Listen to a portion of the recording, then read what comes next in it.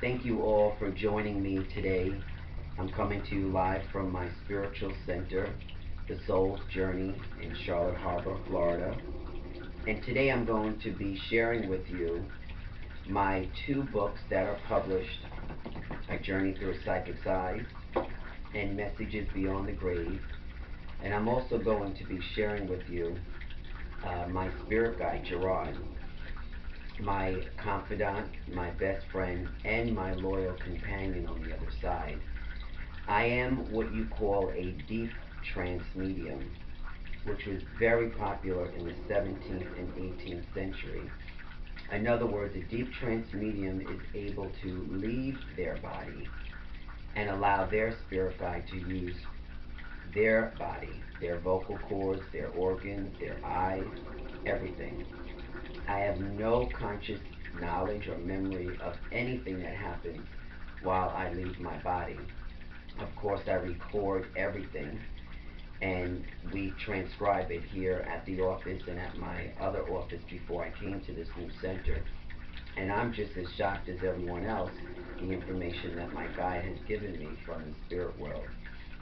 Gerard is a Native American Indian, and his last incarnation was in the year 1512 in the southeastern part of the United States. That was his final and last incarnation. He's never incarnated since. All of you out there do have spirit guides, and they do stand to the right of you.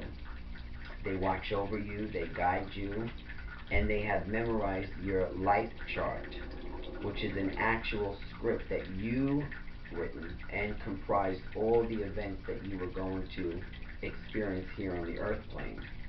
Your guide's name could be anything, but a guide is not a loved one who passed. So it's not mom who passed or your dad or a close friend.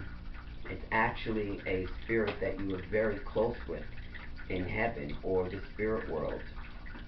And you chose to come down, and you also chose your guide to be your guide. So they sort of complement your persona. My guide is very stern, let's say, and right to the point. I have more of a drier sense of humor. I like to joke around. I'm a little bit more laid back. But we needed that in order to be able to get through this incarnation together, because your guide does really help you, as well as Christ and Mother and Father God and your angels and your loved ones.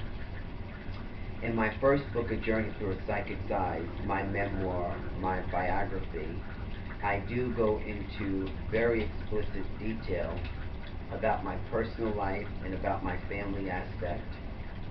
I was born psychic with both clairvoyant and clairaudient abilities, meaning I could hear spirit, deaf to the human ear, and I'm a clairvoyant, meaning I'm tuned differently. I can see spirit that's around us, and they just go at a higher vibration.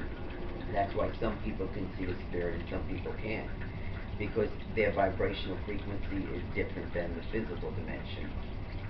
My gift comes from God, like every gift comes from God, whether you have a musical talent, an art talent, or academical skills that are exceptional. It all comes from God. But it's also genetic as well. I found so many families who have children, and they have children, and then they have children, find that there's a genetic disposition in the family as well. It comes from my father's side, the genetic part, of course it comes from God. And we go back close to 300 years of psychics on my father's side of the family. So we can call my father the genetic pipeline where the gift came from. In my book, A Journey Through a Psychic's Eyes, I also talk about my first visual experience when I was 6 years old. I did see my grandmother in spirit, who passed away, I would say, between 20 and 25 years prior to my incarnation. And it was a late night. I couldn't sleep, and for some reason I was always a very curious and restless kid. And I remember hearing my father talking very loud, but I didn't hear my mother respond in the bedroom. So as being a small child who's curious and innocent, I got out of my bed and I walked down the hall, only to see my father's door was cracked open. and I see my grandmother sitting right beside him in what was like a recliner chair in spirit, surrounded in a beautiful golden white light, and they were having a real conversation. At one point, my grandmother and father looked to me, and they noticed I was in the door. They both smiled at me and gave me a gesture that I really should be going back to sleep. And the next morning, my father spoke to me about the experience and validated what I seen. See, most parents don't do that. Most people don't have that experience. But he told me that I could see spirit and hear spirit like he could as well. But he never told me it would be a profession. Later on, I would find out that I would be doing this as a profession and as a career. And in 1996, I started my professional career. I read all my teachers when I was in high school. I read students, I read my principal, but I still never thought that this was going to be something I would pursue as a career.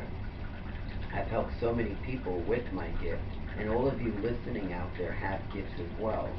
Most people are afraid of it, or most people don't understand what their gift may be. But everyone is intuitive. Everyone has a psychic gift, but not everybody can be a psychic. I could teach anybody how to sing or play guitar or dance, let's say, but not everybody's going to sell tickets at a Carnegie Hall. So some people have it more stronger if it's led to be their gift or a calling in their future, or the mainstream of their career path. My second book, which was published in 2014, is called Messages Beyond the Grave. In that book, I really get into how you can move past the grieving process. There is no instant cure. If someone passes away that you love dearly, that you're just going to wake up and say, oh, okay, whatever. No. But there has to reach a point of acceptance. And once you accept the fact that your loved one, whether it's a son, God forbid, or a mom, or a grandmother, or a best friend, left this world and returned home, because heaven is our home. And I always tell people, look at it this way. They took an early train or bus ride home before you did. And we're all going to see each other again at one point when it's your time to make it to the other side. I also give full descriptions of the topography back home in the spirit world. That we have the Rocky Mountains, we have oceans, we have lakes, we have streams, we have rainforests, we have animals. And the spirit world, contrary to popular belief, is not far at all. It's right on top of us, superimposed over our earthly dimension and 3 feet above our ground level. And those of you who are watching me and listening to me now, if you've ever seen a spirit that appears to be floating, they're actually walking on their own ground level on the other side. So all the dimensions just cross into each other. So we're ghosts in their world. I also started a internet radio show in 2009 called Ask Lorenzo, and it's still running to this day. It's almost an 8.5 year radio show where I give spiritual topics.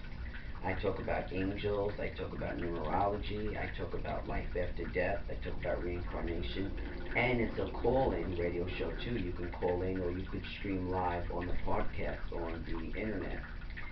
I also have another new radio show that came out. It's called Spiritual Mornings with Lorenzo. It's the same concept as Ask Lorenzo.